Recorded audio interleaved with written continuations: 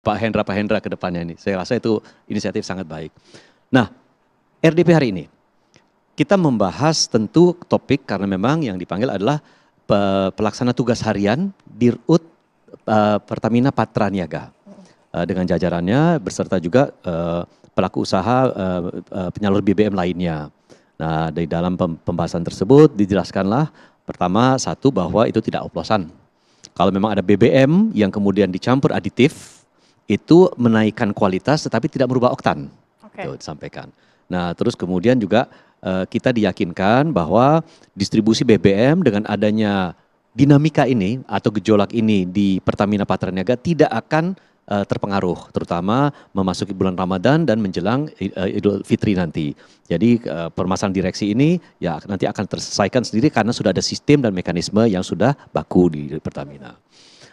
Tetapi yang kita khawatirkan sesungguhnya dalam kasus ini adalah masalah terjadinya kekeseluruhan ini yang sudah berjalan cukup lama. Jadi artinya apa? Pengawasan di internal Pertamina itu bagaimana? Ya, apalagi kita sudah tahu bahwa yang mewakili pemegang saham di dalam sebuah organisasi adalah komisaris.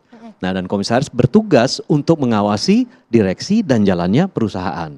Jadi ya merupakan sebuah dorongan bagi kita agar kemudian ada penguatan fungsi pengawasan di internal Pertamina, baik oleh komisarisnya di Pertamina Patra Niaga, pemegang sahamnya yaitu Pertamina Induk, maupun pemegang saham yang tertinggi yaitu Kementerian BUMN.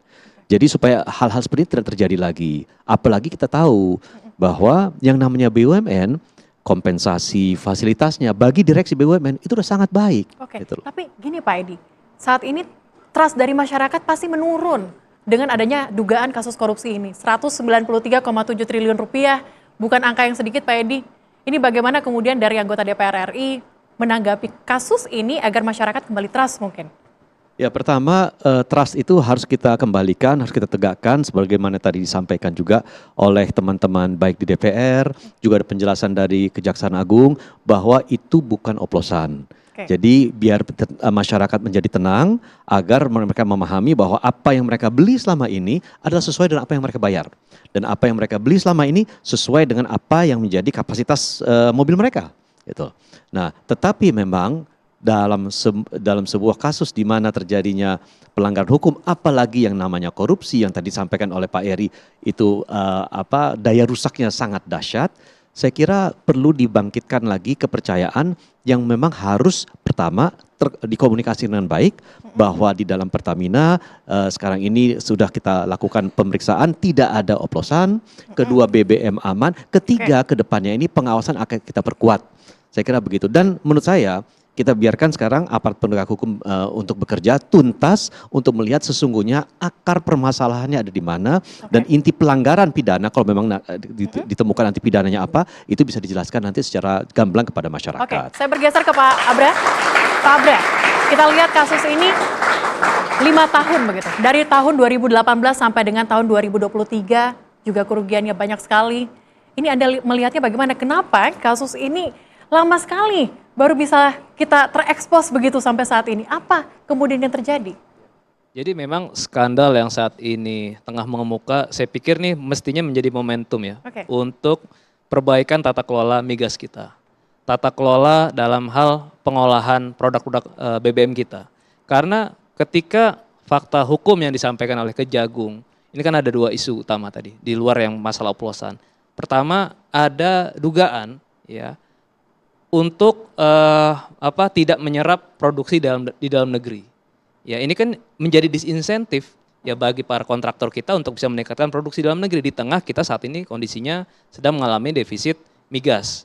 Dan pemerintah sendiri punya ambisi, punya mimpi untuk terus menggenjot lifting migas sampai 1 juta barel. Tetapi jika kondisinya di dalam negeri sendiri produksinya tidak bisa diserap ya dengan alasan spesifikasi misalnya tidak sesuai dengan kilang, ini kan juga akan menjadi hal yang buruk ya untuk pengembangan ketahanan energi kita.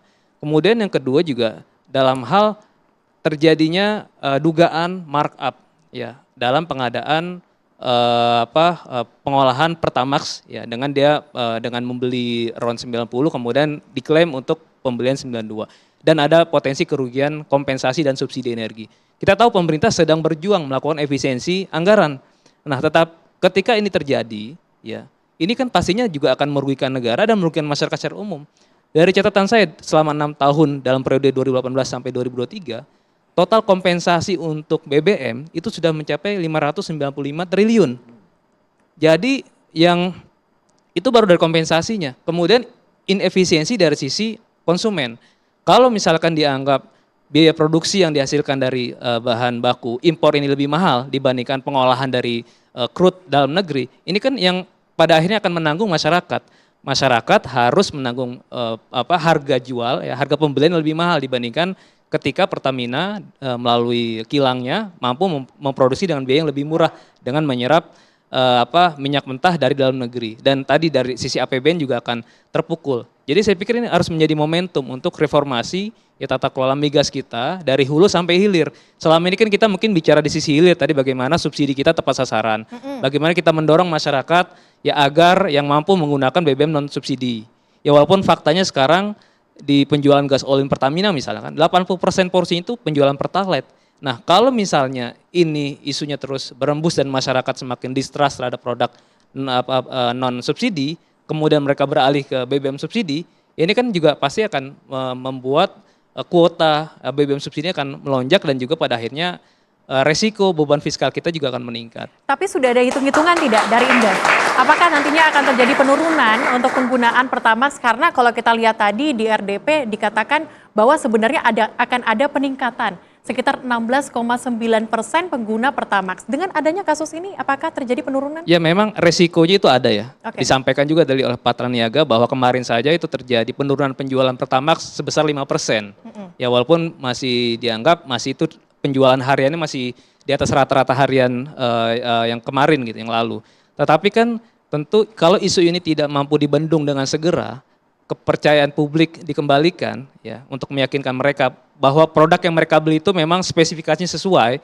Ini dikhawatirkan ada dua risiko. Pertama mereka beralih ke Pertalite, yang kedua mereka beralih tentu ke SPBU swasta yang lain. Ya walaupun nanti pada akhirnya juga akan merugikan Pertamina sendiri, tetapi dari sisi makronya saya melihat bahwa ini nanti akan semakin memberatkan pemerintah dalam upaya menjaga ketahanan energi kita untuk mendorong tadi dari sisi produksi supaya masyarakat juga tetap mau membeli untuk BBM non subsidi. Dan juga dari sisi fiskal APBN kita ke depan juga itu perlu dijaga karena sekarang situasinya kan memang cukup menantang ya untuk bagaimana pemerintah menjaga agar defisit fiskal kita tidak tembus lebih dari 3% terhadap GDP.